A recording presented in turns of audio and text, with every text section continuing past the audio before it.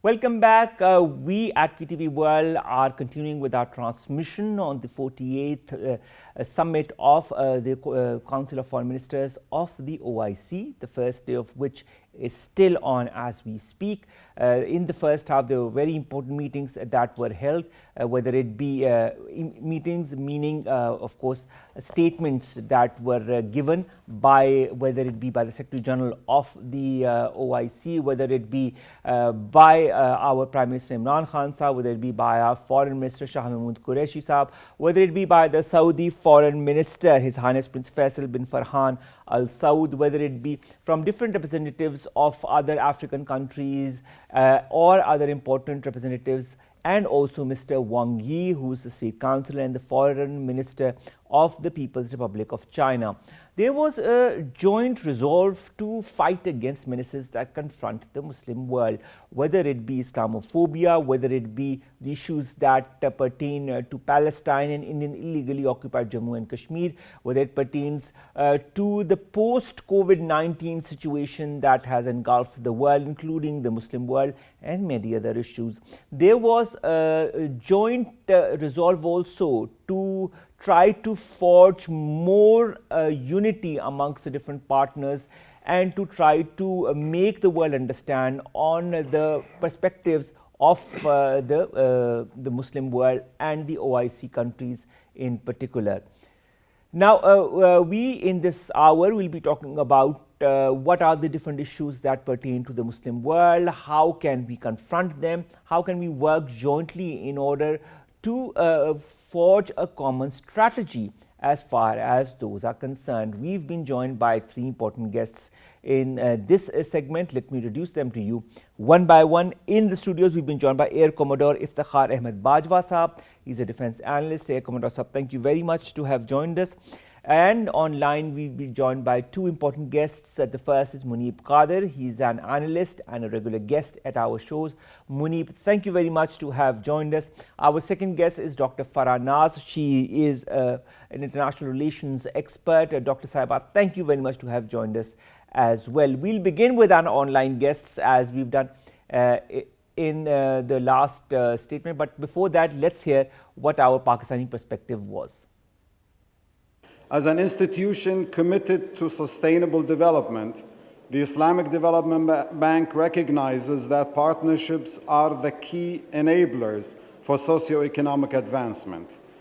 To continue to respond to evolving development needs, the Islamic Development Bank is firmly committed to supporting green, sustainable, and resilient infrastructure, the foundation for higher productivity and growth.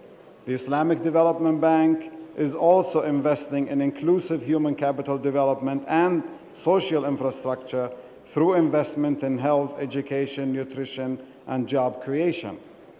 For the bank, solidarity means strengthening partnerships and cooperation among the member countries in all possible areas to enhance their collective economic development. To achieve this goal, the bank has introduced new modalities and initiatives to strengthen economic linkages among its member countries. New modalities that have been introduced by the Islamic Development Bank to facilitate the member countries of the OIC. That was just one of the different resolves that has been undertaken in this mood. That is the 48th meeting of the Council of Foreign Ministers of the OIC that is being held in Islamabad as we speak. We will begin with our online guests, and I'll start with Muneeb. Muneeb, OIC, when you look at it from a very superficial perspective, is 57 countries. When you delve deeper, there are a lot of important issues that the countries have been working towards, in particular Pakistan's reference and Pakistan's participation. Do you feel that Pakistan, as a country that has been quite aggressive in its approach when it comes to Muslim states and Muslim organizations, can bridge the gaps between the different members of the OIC? Absolutely, because unfortunately, and this is something which has been alluded to by Prime Minister Imran Khan as well, there has been a lot of division and lack of unity, which means that, the Palestinian issue or the Kashmir issue, these issues have been hanging in the balance. And it's because there hasn't been the kind of unity that was expected to have been brought forward at the very inception of the OIC. So there are challenges. There are UN Security Council resolutions that need to be, pushed forward. But it's just that there's not enough pressure being built on the international community. So to that extent, Pakistan does have a voice within the OIC, and it can use its voice in a manner which brings to the forefront all the common problems which are faced by Muslims as Muslims owing to their Islamic identity. So, I mean, and it's not just the current government, successive governments have also, tried to push the Palestinian and the Kashmiri cause. And at the same time, this government has been talking a lot about eradicating Islamophobia, which is very much needed. If you look at the election, presidential election in France, for example, there are far-right candidates like Marine Le Pen or Eric Zemmour, and they are capitalizing on anti-immigration, Islamophobic sentiments. So this is a concern. But also, I feel that what Pakistan can add more to it is, I do understand that Prime Minister Imran Khan has a lot of concerns that why are Muslims equated with radicalization of fanaticism, and this this perception needs to be broken, and I completely agree with that. I mean, none of us should be accountable for the acts of another party, but we should be a bit inwards looking as well, in the sense that we should, as a collective organization of Islamic countries, we need to come together with a strategy as to how to eradicate extremism from within this 57-member bloc, what to do to counter extremism so that we can lead by example, and also how to improve our own human rights situation so that we gain further traction for our Kashmiri and Palestinian cause. Of course, speaking of this further traction, Dr. Farah Naz, I'll come to you. Dr. Farah Naz, I'll quote something that our Prime Minister Imran Khan said during his address today to this mood, and he said, "We have failed both the Palestinians and the people of Kashmir. I am sad to say that we have been able to make no impact at all." How can we, as a bloc of Islamic countries known as the OIC, 50 plus countries, make that impact?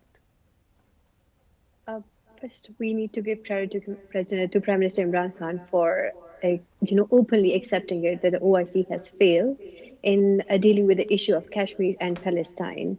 Now, how to overcome the problem? It's not only about these two regions, but Syria. We should not forget all those countries as well, and Afghanistan too, for which we have tried to incorporate these kind of sessions in a very short span of time, from December 2021 to March 2022. What these countries can do together, because this is quite a large number of countries, states grouping together, is the second largest organization after the United Nations. I was going through some of the GDP per capita income of these powerful countries. I do accept the fact that there are some developing states struggling with their economies in this group as well, but there are strongest economies here as well, like Qatar, Oman, UAE, Brunei, Bahrain, Saudi Arabia, and much more. So it's not like that we cannot do something to overcome the problems that some of the Muslim countries are facing in today's world. It's all about the power politics behind that we need to understand. Today, Indonesia and Morocco, who were struggling to be a part of the OIC summit this time, it is all based on their own national interests, their key alliances and strategic partnership with India. So how can they,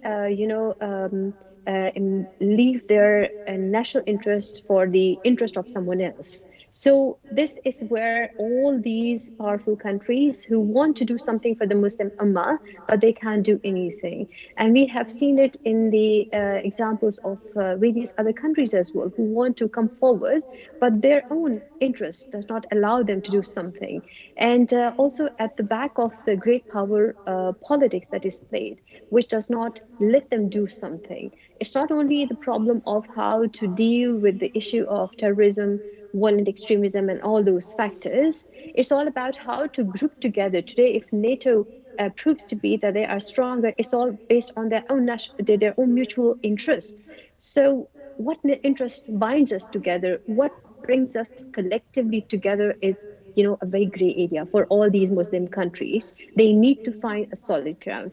Now, if they are coming up to a point where 15th March is going to be celebrated as International Day to, to combat Islamophobia. Probably this is the only collective agenda that they all are sick of, and they want to overcome and to reduce it. So credit goes to Prime Minister Imran Khan, who is constantly highlighting this issue of Islamophobia. And today we can listen to it even in the international media as well, that Islamophobia has become a serious concern. And it's not only Muslims being marginalized. We are the second largest population in the world today, but it's about all those minorities who are groups who are not at par with the powerful groups. So this issue of marginalization in the international system, in the international politics, needs to be minimized if we really want to do something together. So I would say, and I would appeal to all these Islamic countries that set certain agenda. It's not like just discussing things together. We all are aware of all these important issues. It's more like highlighting what issues needs to be addressed first, and for that a collective agenda and a collective point of view is required, and probably Islamophobia is one of those criteria which fulfill. Bajwa Saab, it's a very important point that Dr. Sahiba has raised. In this collective agenda, going towards this collective agenda and looking at the strategies, alliances, interests, internal strifes with neighboring countries that the Muslim countries are faced with, how can one go above and beyond and think of OIC and not their respective interests? It's just a matter of, I would say, commitment. That if the Islamic countries, the countries of OIC are committed, it is an organization which has actually, I would say that not very successfully come up as a bloc. When it comes up as a bloc, it will then have common interests, it will have common trade, and it will have many commonalities. Yes, they have their interest with other nations, like Gulf states having the relation with India. They have relations and they should continue to have. But then Gulf states have a good bargaining chip in terms of fuel and fuel supplies and the workforce working in Gulf states from India. So it's not that they have to compromise on the common interest of the Islamic countries. Instead, they always have a good chip to bargain their things.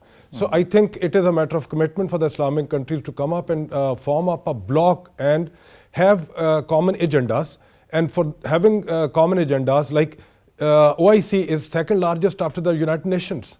This is a big group of 57 countries. It's not a small thing.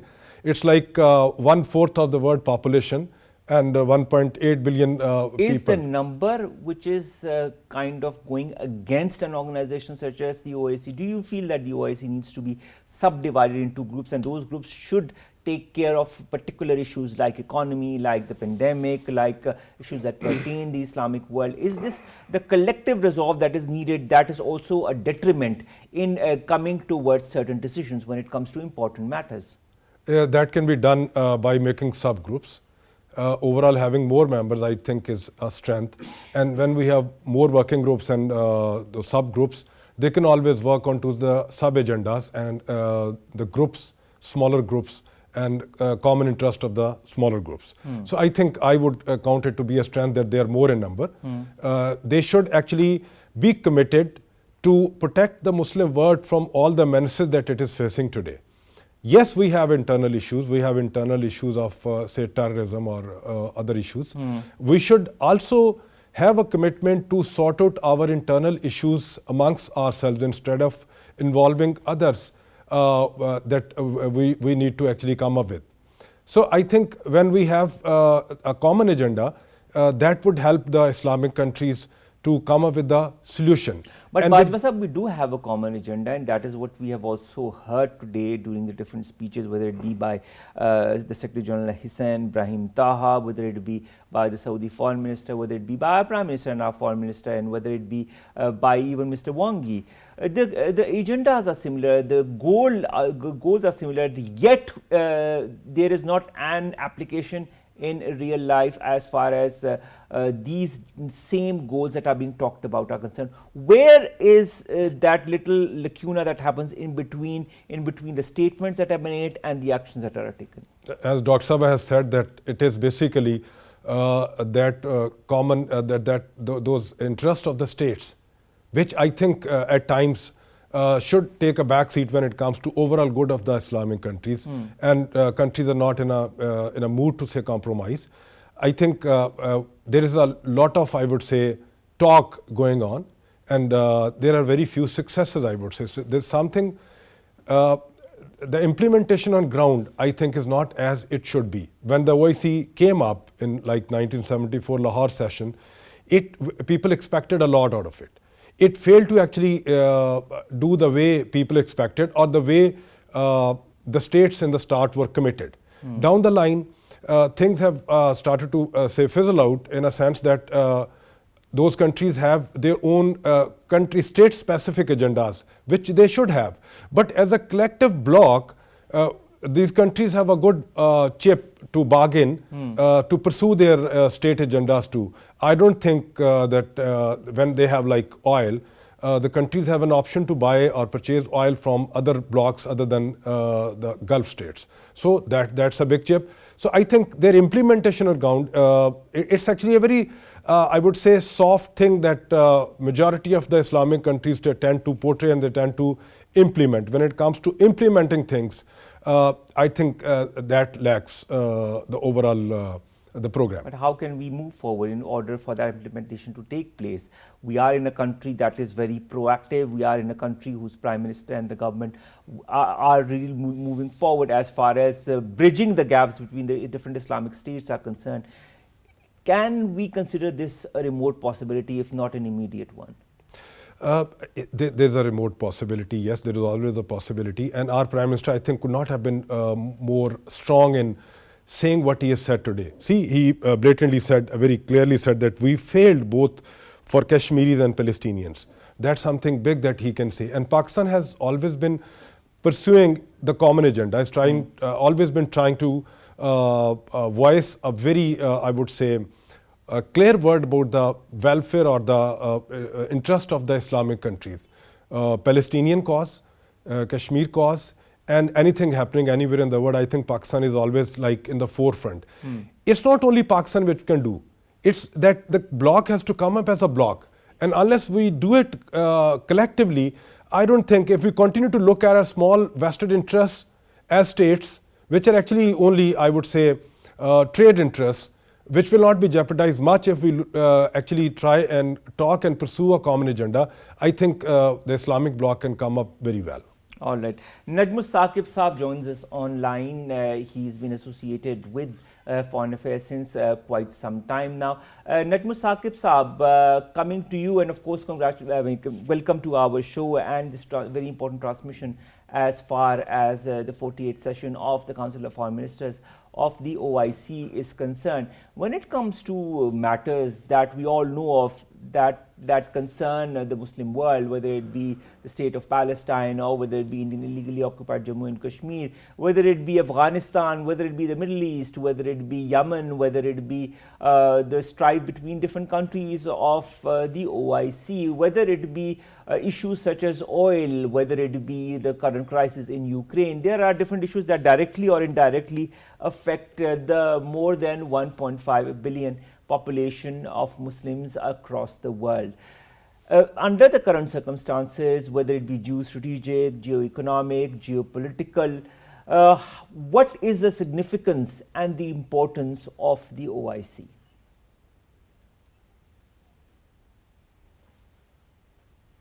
Najam Saqib Saab, can you hear us?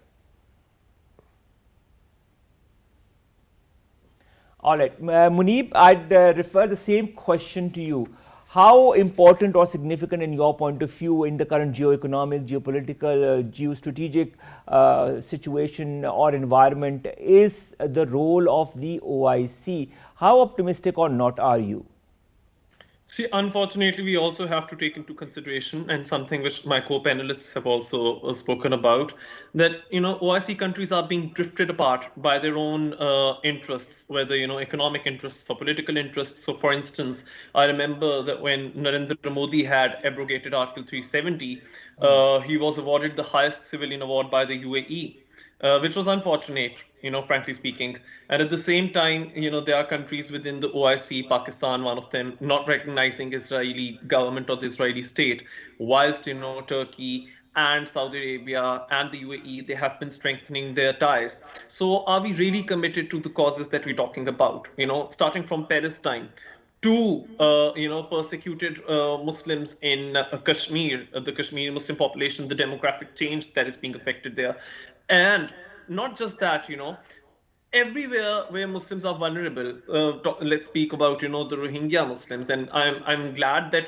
Apart from the OIC countries, even the Biden administration has termed it a genocide, what Myanmar has been doing to the Rohingya. This should have been something in which the OIC could have and should have taken the lead. I agree. And that is what I find most unfortunate. But I mean, we always talk about solutions. We always talk about ways to move forward.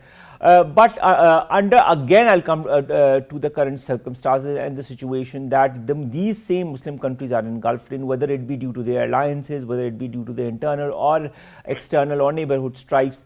What can be done in your point of view, maybe by countries like Pakistan that want to proactively put OIC on a global platform where it has a very important role to play in decision making?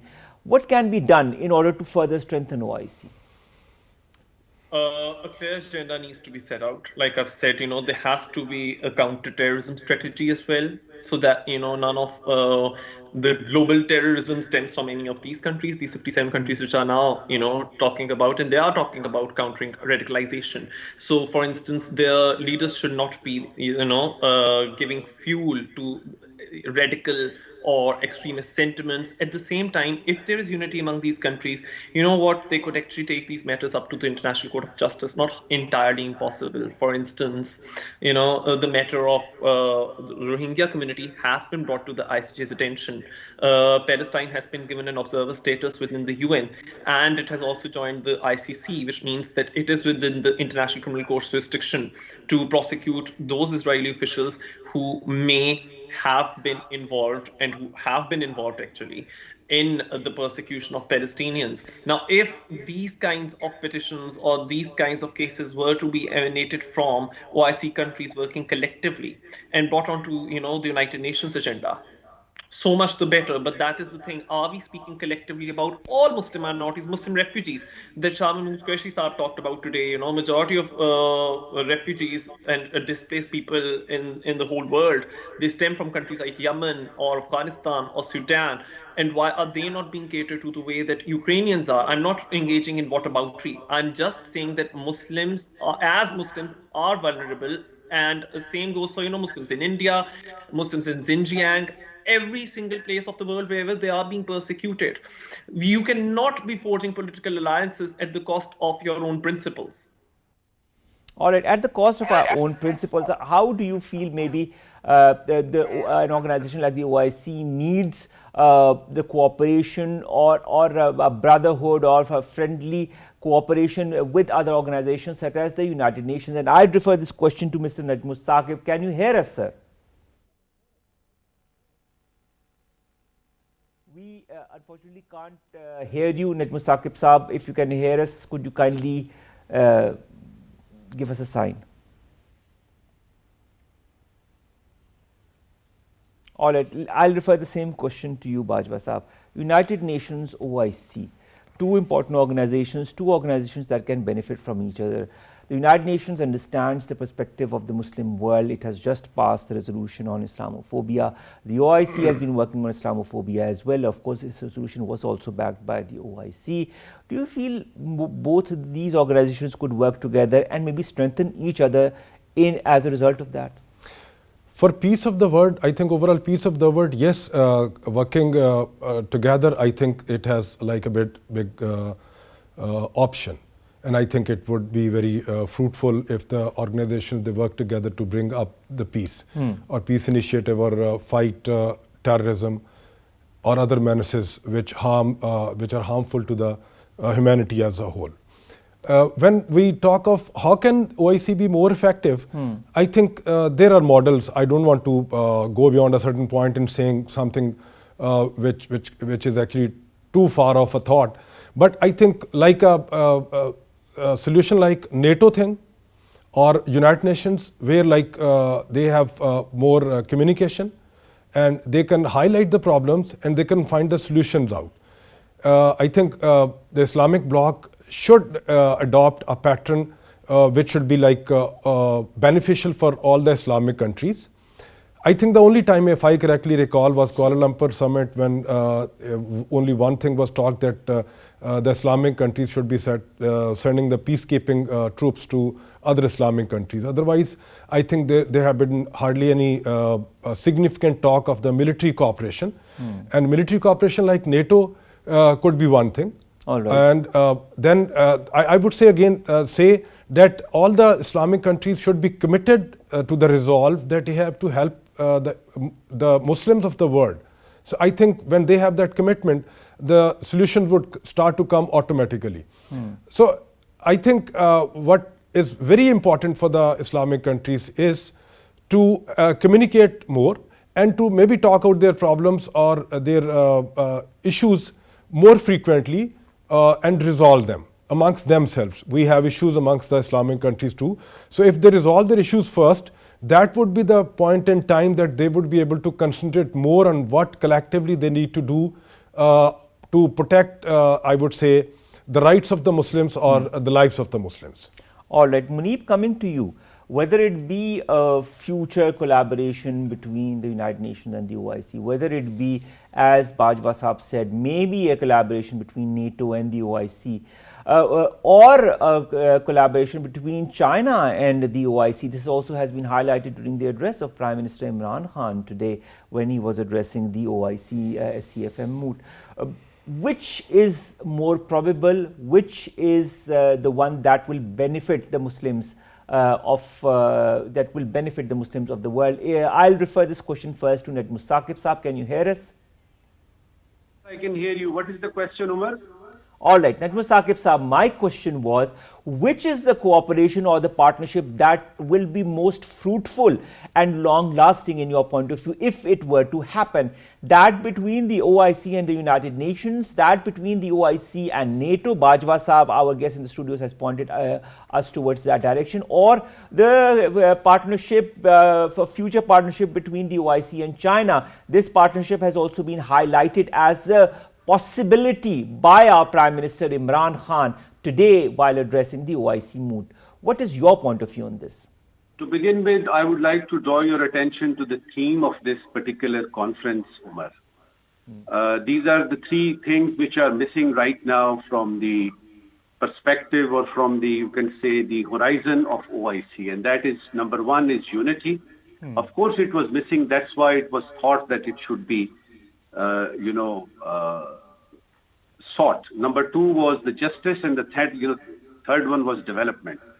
Now, if you see the theme of this particular conference, it is self-explanatory in the sense that before we go, too optimistic about having relations OIC with UN or OIC with NATO or OIC with BRICS, etc., we need to see our house first. And to begin with, I would like to congratulate you and through you, all Pakistanis, that there are three things already achieved.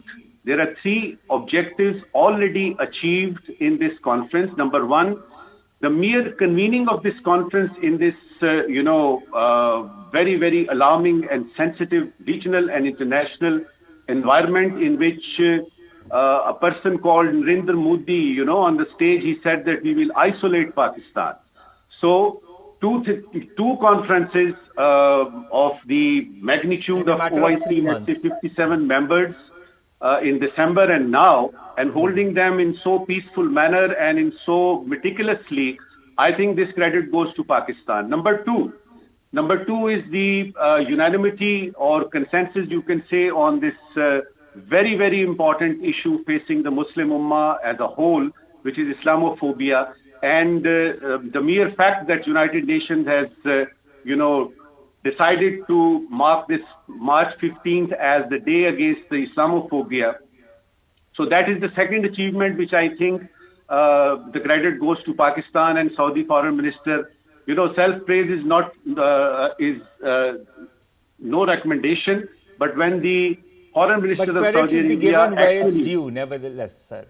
actually praised Pakistan and Prime Minister Imran Khan that because you led this whole process of the fight against Islamophobia. The third thing is that if you see, Afghanistan might be a bigger issue for Pakistan and Iran and other countries of the region, but it might not concern Nigeria, for instance. True. Which is a member of OIC. So the two important aspects which min hasul qawm, as an ummah, we are facing are Islamophobia and terrorism and extremism. And on these two accounts, we have already decided, there is a unanimity in OIC forum that we are going to take care of these problems, not only now, but afterwards. And you know that for the next year, Pakistan will be chairing this OIC. And I hope that issues like Afghanistan and recognition of Taliban government, etc., and the related issues of humanitarian crisis, they will be more focused now. OIC members will be, paying more attention towards these issues, which are particularly interesting Pakistan. Now, the last, point on this is that OIC is not okay. It is the number 2, largest forum, but as compared to ASEAN or European Union, there is no political or financial sanctions behind this. Whatever you resolve here on this forum, it is kind of a moral pressure that you can exert on the world as a whole. So, and I don't think that this is going to change, in the near future, because unless you have that sanctioning authority, unless you can implement your resolve or make the world realize that, okay, these are the things that we have decided, and you need to pay attention to this, whatever we have decided.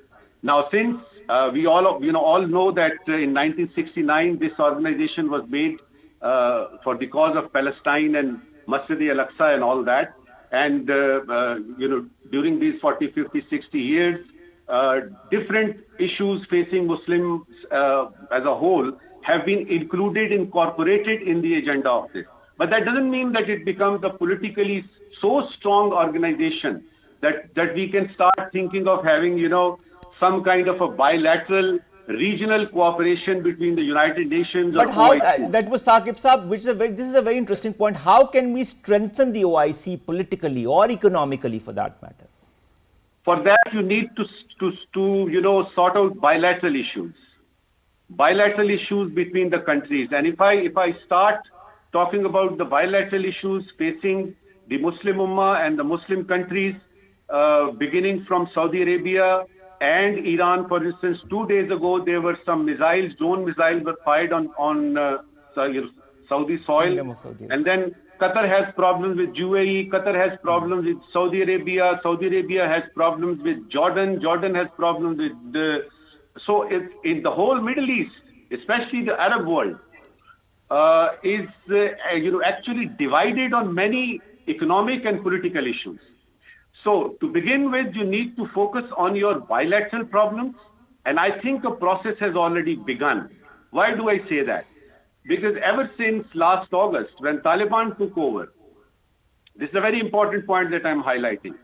Ever since the Afghanistan, takeover by Taliban and the exit of American and NATO forces from Afghanistan, the Middle Eastern countries, especially the GCC countries, and more particularly Saudi Arabia and UAE, they have a fear that tomorrow, if they are attacked, some terrorist or extremist attack happens, America will not be there. So it has been about 10 months or so that they are looking for a reliable partner who could give them security, and security to two aspects. One, to their dynasties. As you know, we have seen that ever since the Arab Spring, the dynasties are shaken as such. So their dynasties should be safe. Number two, that any, terrorist attack which has, we all know that the focus of terrorism has shifted from Afghanistan towards Sahel countries, Iraq and Mozambique and all that.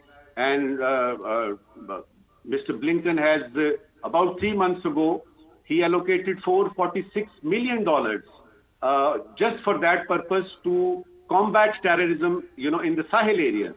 Now, that particular thing has evoked the interest of GCC countries, particularly to have some kind of arrangement in which they can have their own security system. Because economic security and political security comes later. It is the security of your borders. It is the security of your, domestic political scene. So for that, I think Pakistan stands a very good chance. All right. Pakistan can be that reliable partner, security, reliable partner, which can actually initiate a process of unanimity or consensus among the OIC bloc that we need to, make it a little bit more forceful so that our power, our statements, our resolutions could be reckoned with. All right, Najam Saqib Saab, you talked about border security, which brings us to mind our not so friendly neighbor, that is India. And when we talk of India, the first thing that comes to our mind is what is happening to the people of Indian illegally occupied Jammu and Kashmir. Let's hear what our Prime Minister had to say about that. Honorable Foreign Ministers, we have failed both the Palestinians and the people of Kashmir. I'm sad to say that we have been able to make no impact at all. They don't take us seriously. We are a divided house, and those powers know it. We are 1.5 billion people, and yet our voice to stop this blatant injustice is insignificant. We are not talking about conquering some country. We are simply talking about the human rights of the people of Kashmir and Palestine, the international law, which is on their side, United Nations Security Council resolutions. Human rights and international law that is on the side of the people of Indian illegally occupied Jammu and Kashmir. Nevertheless, they are still to get their due right to self-determination, leave aside all the barbarities that are being perpetrated on them by the Indian forces and the Indian government. Muneeb, we've talked to each other about Indian illegally occupied Jammu and Kashmir, the plight of the minorities in India, especially the Muslims, and the list is endless when it comes to these barbarities or these atrocities or the denial to give human rights to these very people and the absence of laws in that respect as well, something that our Prime Minister has highlighted today as well. Can the OIC be a strong forum for that? If not, can the OIC in tandem with other organizations be a strong enough forum for that? If not, what can be done by certain important Muslim countries, maybe as a subgroup, in order to pressurize India? If the OIC had any unity whatsoever, they could have done something like what Gambia has done in relation to Myanmar's, genocide of the Rohingya community, which means that if the Kashmir matter were to be brought to the International Court of Justice, of course, India has entered a reservation that any dispute with Pakistan, there is no jurisdiction that the ICJ can exercise over that. But you know what? There are so many countries again which have accepted the ICJ's compulsory jurisdiction. They are members of the OIC. They could bring an action against India in the International Court of Justice if there was so much unity between them. And if they were standing united with Pakistan, which I've just said that, the UAE was awarding the highest civilian award to Modi when he had abrogated Article 370. Now, had that not been the case, of course, there are a lot of possibilities open. And within the OIC, I have, in my previous comment said that, and I'm going to say that again. There are so many contradictions and there's a paradox. For example, one particular matter which was alluded to today was the humanitarian crisis in Afghanistan and the hunger and the famine that they are facing, very much like those in Yemen. And yet, at the same time, none of the 57 countries recognize the current de facto Taliban government. None of them recognize that. And therein lies the paradox. And the paradox lies because, of course, the OIC countries don't want to be out of sync with the wider international community, which means that if the Afghan regime, if the Taliban regime were to safeguard women's interests, minority interests, human rights, only then could the OIC also move forward along with the, wider international community. So if these inner contradictions are not sorted out, there's nothing that, one or a couple of OIC member states could do for other OIC countries. And same is the case for Kashmir.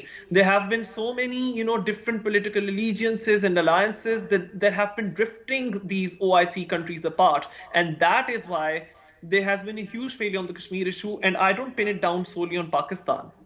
What can you do when the international community is not cooperating? But do Kashmiri people have right under the UN Charter? Look at the preamble of the UN Charter. Under the International Covenants on Civil Political Rights and the other economic, social and cultural rights, every single instrument of law, every single instrument of international law, Security Council resolution, is in favor of the Kashmiris' right to self-determination. Now, OIC countries could have been very, very strong supporters of Pakistan, but unfortunately they have not been. The international community could have woken up to this fact the way that they have woken up to the plight of Ukrainians, and rightly so. I'm speaking at a moment when just recently Russians have attacked Kharkiv and a 96-year-old Holocaust victim has died in that. And if you are taking a stand for Ukraine, which you need to, you also need to take a stand for Palestinians, for Kashmiris, for Muslims, for all sorts of people belonging to all sorts of faith.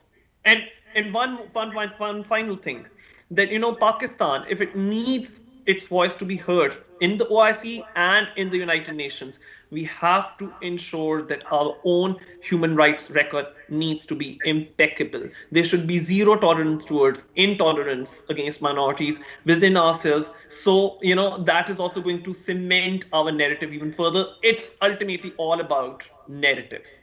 All right. It's ultimately all about narrative. Bajwa Sahab, how much do you agree with what Muneeb had to say as far as, the contraindications that are there, the different points of views that are being shown in certain fora, but of course the opposite happens in real life, or whether it be the stances that are taken when it concerns the Muslim Ummah, when it concerns issues that plague the Muslim Ummah, such as Palestine or Indian illegally occupied Jammu and Kashmir or Ukraine for that matter. What's your take on that, Bajwa Sahab, and how much would you agree or disagree with what Muneeb has just said?